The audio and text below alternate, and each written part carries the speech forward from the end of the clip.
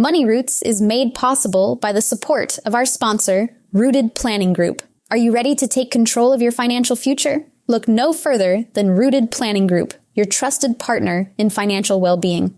At www.rootedpg.com, you'll discover a wealth of resources and expertise to help you thrive financially. Rooted Planning Group specializes in personalized financial planning, investment management, and retirement strategies. They understand that every financial journey is unique, and they're here to guide you every step of the way. With a team of experienced advisors, Rooted Planning Group is committed to helping you cultivate a secure and prosperous future. Visit www.rootedpg.com today to learn more about how Rooted Planning Group can help you grow your money roots.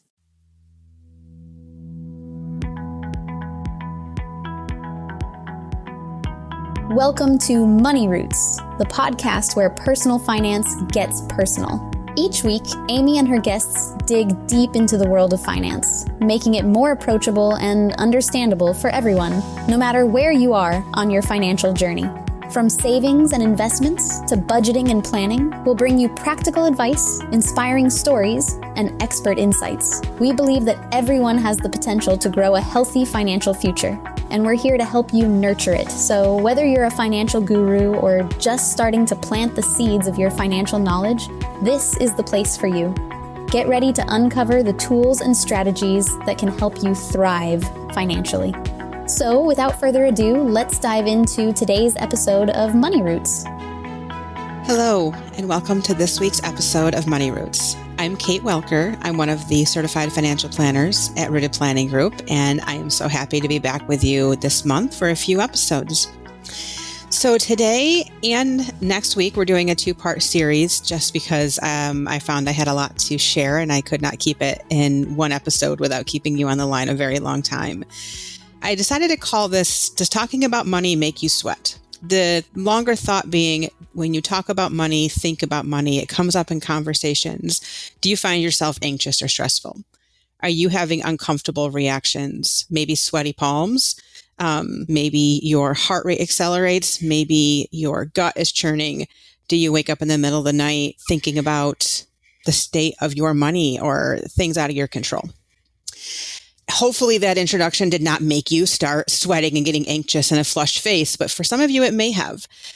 And the reason I wanted to talk about this time around on the podcast is because this has been coming up quite often in meetings and conversations with people. And I just felt like as I was thinking about what do our listeners want to hear about, this specific topic was coming up and coming up and coming up. And I thought, well, here's my sign to have a conversation about it. So if you are getting anxious, join me. Just take a deep breath, take a moment to join me in this conversation as I want to talk about some ways to help reduce your stress and anxiety around the topic of money, no matter where you are.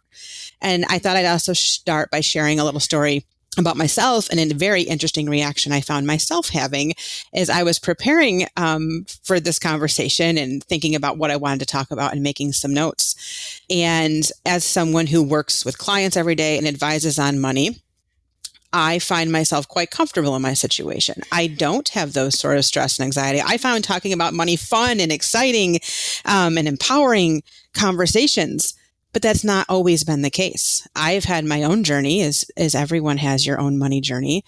And there was a point in my own life when just life circumstances came up. I tell people life happens. Things had changed. I was younger, had small children, some career things had happened. We were down to, one full-time salary, a very other part-time salary, and had some debt from just the past and other circumstances that had came up. And I found a period of my life where I had a lot of anxiety around money. And I don't think I realized until I was through that period how much stress and anxiety I was carrying about the state of my finances. And a lot of it was my own judgments against myself and my own perspective I was putting on my situation.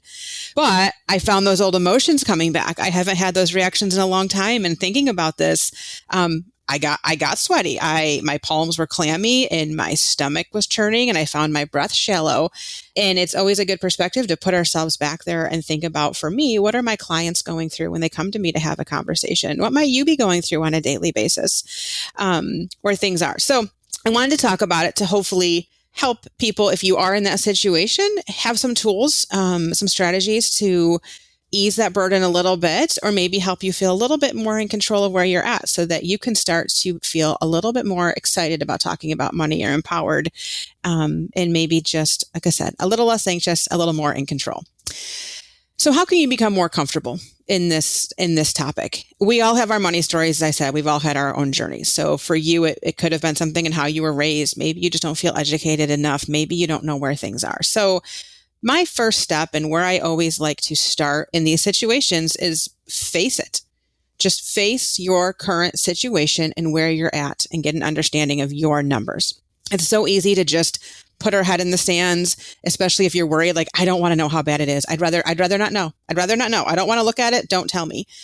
That is a reaction I hear quite a bit. And it leads to more discomfort, because when you don't know, there's a lot of uncertainties that come around it. And the more we can be certain of, the more you can tackle it. So the first thing we want to do when you're finding here is just put together a record of yourself. We're going to start to put together a record of your finances and learn where you are. Just do a check-in. To start this, you're going to want to make a list. Write down all of your accounts, assets, which are like savings accounts, debts, everything. We're going to write down all the numbers. So what are some of the numbers we want to keep track of? First are your assets. Let's start with the positives. Hopefully they're positives. Maybe this gives you anxiety because there's not as much in there as you think should be in there, but still, we're going to start here. So write down any accounts you have that you are saving money in. We call this an asset. So a savings account, maybe your checking account is where money's accruing. If you have a high yield savings, are you contributing to a retirement or an IRA? Do you have an investment account? Write those down. Write down your balances. And if you're contributing to them, also add a column, see what you're saving, and record that number too. Other assets you could have, if you have a house, certainly include your house. Vehicles are depreciating assets, but there's a loan against it. You could include the current value of your vehicle so that when we look at your loan, you know where that's at. Any valuables you might have, those are your assets. And we talk about building your balance sheet. You're going to start there. So kind of record where you're at there and see what you do have. The next step is going to be to write down all of your debts. And I make kind of a general assumption that this is an area that people tend to have anxiety about, is debt. And you certainly do, likely, if you're carrying debt. But even if you're not, you still can have these feelings around money. So if you have debt, write them down. Include the current total balance. Write down what your minimum monthly payment is, and then write down the interest rate. That way you have all the relevant information in front of you. Once you go through those, the next thing to do is going to be shifting a little bit to your spending side. So we always talk about the dirty B word, the budget. Maybe you have tools and you have a full budget, maybe not. So the best place, I think the easiest place to start, is to just write down all of your bills. Go through your bank statements, go through your credit card statements. If you're spending a lot of cash, this might be harder for you, but you can think about the different bills you get in a month. So we're talking about housing expenses, mortgage or rent. If you own a home and pay property taxes, insurance payments, utilities, streaming services, cell phone. If you have to pay for health insurance, anything that's a bill you have to pay every month, write it down. Write it down. What makes sense for you, if it's the vendor, the amount, the day it's due, just to get a sense of where you're at with all of those bills. The next part, if you have good tools available, would be very helpful. This is lifestyle spending. So the other expenses, and we say budget, is just where's your money going?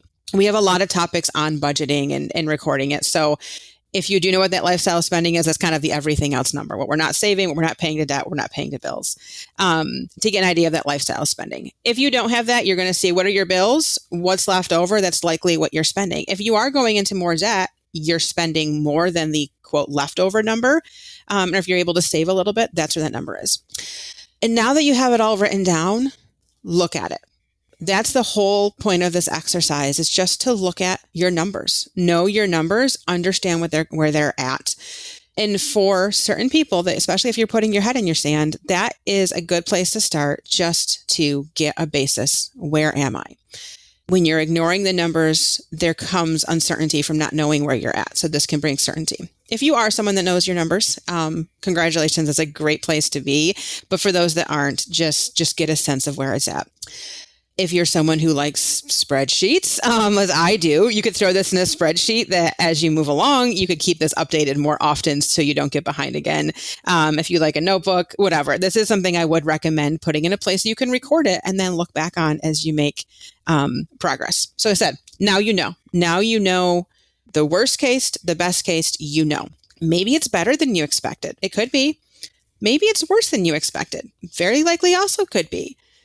But the knowledge is the key. I often hear people say, I just don't know. And that's where their anxiety is coming from. So laying it all out, getting it in front of you. Now you know where it is. Now you have the knowledge.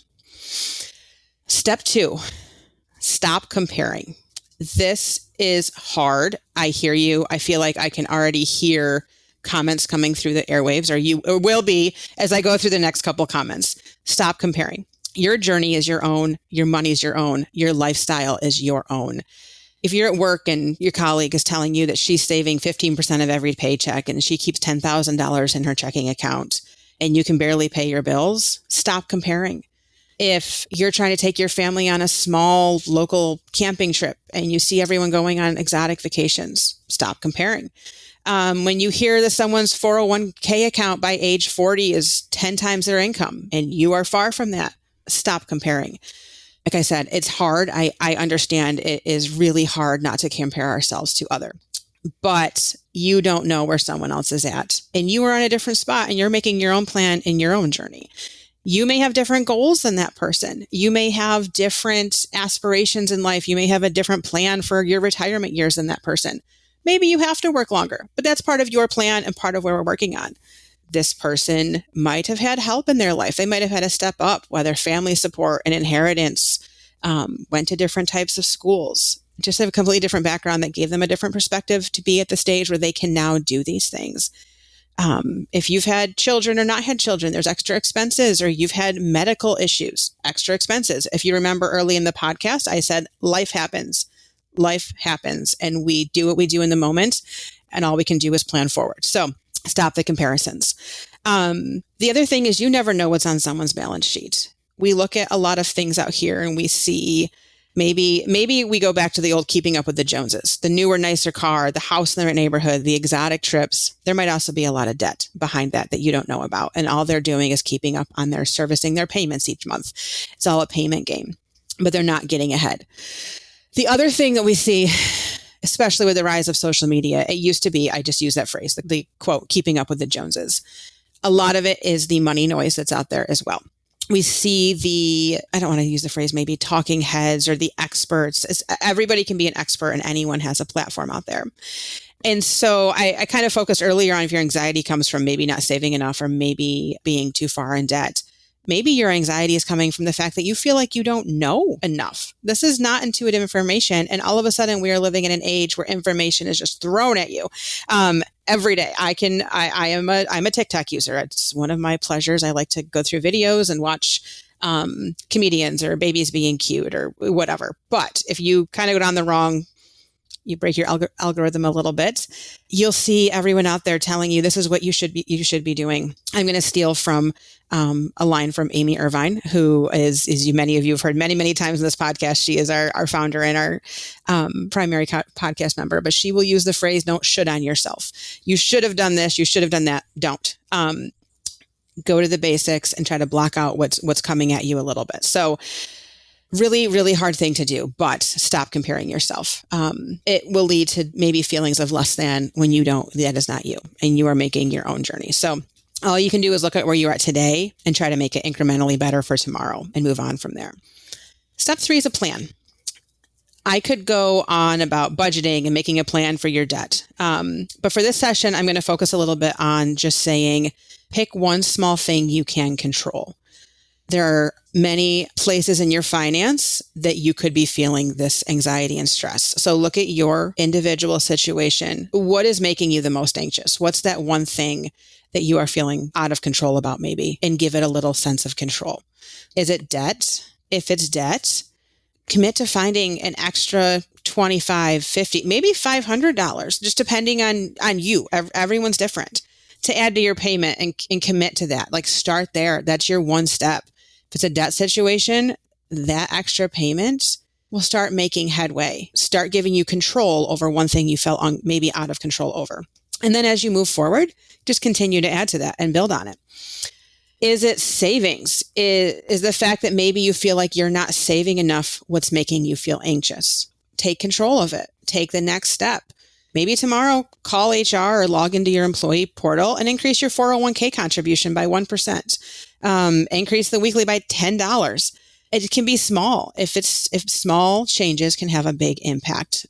For bigger change, larger amounts, bigger impacts. Maybe open a brokerage account. It sounds scary, opening an investment account, but open a brokerage account and have it automatically pull $20 a week from your checking account and just start auto investing. Where is that pain point for you? And what is, I said, the one thing you can do to take control of it? Small steps you can control will begin to add up over time. So hone in on that area, pick one little thing you can do and start doing that. And then maybe next week's quick, maybe in 6 months, you've been able to manage that one change and you're still keeping up on looking at your numbers and staying on top of them. Pick a second thing to change. Give yourself some momentum, give yourself some grace, but pick one little thing to do to start making you feel like you are in control of those changes in your financial future. And the last step is learn. Knowledge is power. We are not taught about money. Most of us, I will say, are not taught about money. And it's not intuitive. We go through school, we don't have classes about it. You go to college, you rarely have classes about it. So unless you were taught by family or friends, or you would just encounter the right experiences, many people don't know about money. And there's almost a sense of shame around, I don't understand it, I should know more. Or I have heard all kinds of very degrading statements people give to themselves about where they're at and what they understand about money. So work out just starting to learn more. There are so many resources, out there to learn, but I would also caution there's a lot of noise. A few minutes ago when I was talking about, TikTok, Instagram, just turning on the TV, there's a lot of noise about all these advanced strategies and things you can do. Start with the basics. Just begin to learn those fundamentals of money. Look for reviewed, reputable resources. If you have a local education source, maybe a community college, a library, a community outreach that's just teaching classes on finance, attend those. Other podcasts, again, I'd look at reviews and what's there, but just basic finance podcasts to learn about money.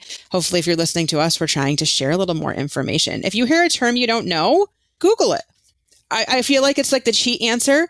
Look at 3 or 4 sources to determine the right answer, but just start understanding those terms and terminology because there's so many out there. And when you understand it, the next time it comes up in a conversation, you're going to feel a little bit more in control of that because now you get it. You're not going to feel so much like, I got no clue what they're talking about. And then maybe there's terms here that I have thrown out you don't understand. Look them up, educate yourself. And if you don't know, reach out to someone and ask.